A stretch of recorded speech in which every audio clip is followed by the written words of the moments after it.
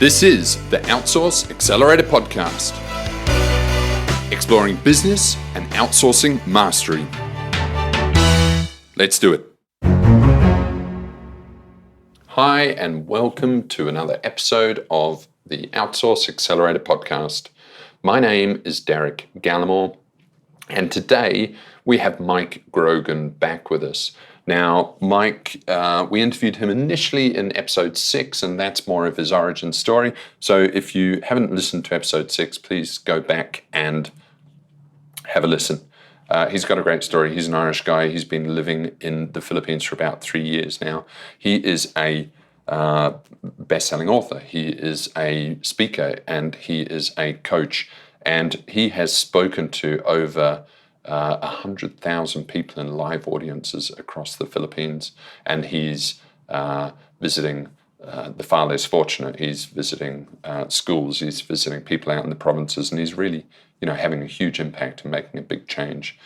He is about celebrating the Philippines and the Filipinos and the potential of the Filipinos, and he is about building, a strong country for the Philippines. So he's a great guy. All-round great guy. And in this episode, we talk about unlocking the habits, okay? And so habit formation within people. Now, we discuss that generally in that everyone can do with better habits and everyone can do with better routines and things like that. And then we bring that back to the Philippines and how that relates to the Philippines.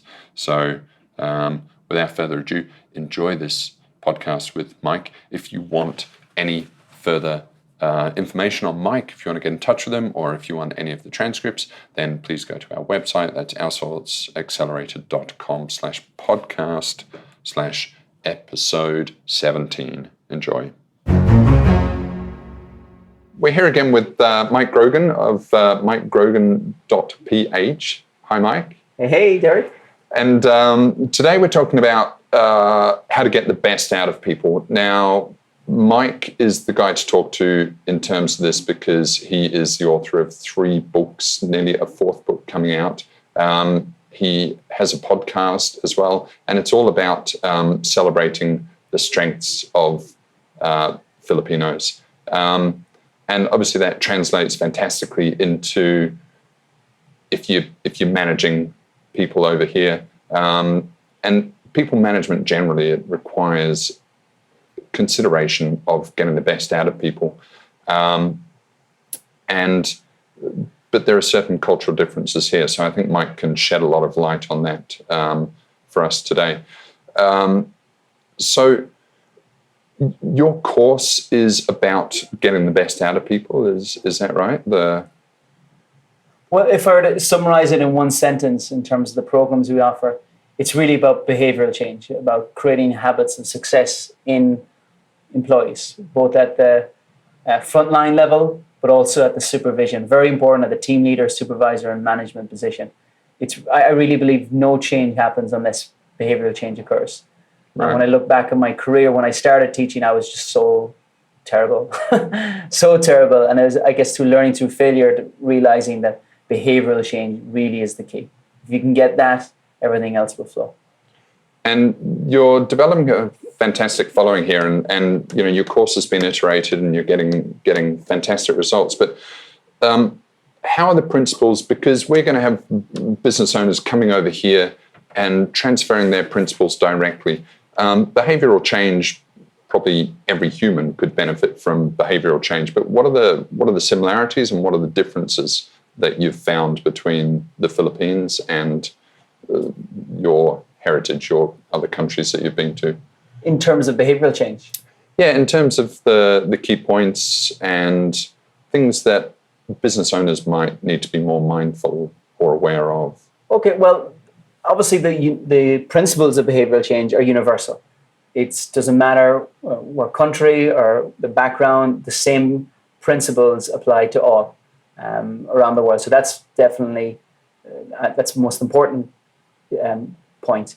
I guess the second point here in the Philippines that I think your listeners would really value from learning is the extreme importance of working together in groups. And where I have seen behavioral change happen faster here is more so than the West, is when the group decide to do it together. So when we work with companies or even individuals, last Saturday I was working with 19 individuals, the power of the group going together in the same direction, it creates this almost gamification, if you will, where and almost this sense of positive social pressure. And if there's any country in the world where social pressures are a great source of influence, it's here in the Philippines. So I believe that the importance of getting in your teams, getting everyone together and going on this journey of behavioral change together. It's one of the most unique things about doing trainings, behavioral change here in the Philippines. And so if that's to be translated to the workplace, then how would you organize a workplace to take advantage from that? Is a workplace a group? Is a department a group? Do you need to exchange groups, or are there social groups? Or because as well, there's potential for there to be negative aspects towards tight grouping. Well, it's group learning. So, for example, when I do a workshop, I always, it's actually for maybe 10% or 15%, I'm talking. So one of the best advice my mentors gave me is, Mike, the more you talk, the less they learn. It took me a long time to figure that out. So I really designed the environment for them to create the thinking environment for them to realize what are the behaviors they must change and how they need to change those behaviors. So I could provide the principle, but it's really the group dynamics that happen. So it's, yes, you can have groups, one team from a department, you can mix it up from different departments, but the most important element is that it's a group dynamic. I really believe that any type of learning you do in the Philippines, use the power of a small group. Is far more effective group thinking, group sharing, than the classic death by PowerPoint in rows. It's so in a traditional teaching, whether it be in our schools or in our businesses, is so ineffective. And I think again that's universal, isn't it? They've shown that people absorb for about the first 5-10 minutes, and then the rest is just gone. And even if you read a book, they say you retain probably 1 or 2% of actually what you've spoken. That's where I believe less is more. So it's not overwhelming people with things they need to change, but less is more, and the power of circles, small groups of maybe 4 to 6 people, and you can even just do this for 30 minutes. It doesn't have to be all day training sessions. You can just 30 minutes focus on one thing, small groups, and just the power of learning. And an aspect of your services are corporate training to BPOs and to corporates to exactly that. What are you in those instances seeking to change? Is it a behavioral change in terms of a discipline, or turning up on time, or being more mindful of KPIs, or is it more specific to that environment? They want a certain result. Well, when I speak to business owners here in the Philippines, and I think our listeners will relate to this, when I ask them what problem they're trying to solve, it's common words I hear from them are helping Filipinos become more proactive and more disciplined and more productive. So to move them out of the follower mentality, which is hugely mainstream here, very autocratic traditional businesses here in the Philippines, very top down, moving into a thinker where they're proactive, they're seeing problems before they happen, they're problem solving. Every single, and I've been here for almost 3 years, every single expat that owns a business here, if I ask them their number one frustration, that's what I believe that's what they would say. It's their employees, especially their management, not thinking. And very in a reactive, poor accountability system. So I really try and help just build a foundation layer. My background is in lean management, so I got a lot of experience in systems. And systems are great because they can really create the environment for people to think better. It all goes back to thinking. It all goes back to behaviors. So it's really getting managers on it. How can you, on a daily basis, optimize your day, and how you can spread that to your team. So I really believe that when we do these changes for the organization, it's the power of leadership as well. Getting the leader to, like, the greatest way to influence someone is modeling the way. So if you can get models of excellence within your business, that will become your showcase area for the rest of the organization. And what are your thoughts then, in contrast? A lot of our listeners will have pretty small organizations, pretty flat structures as a result of them being small.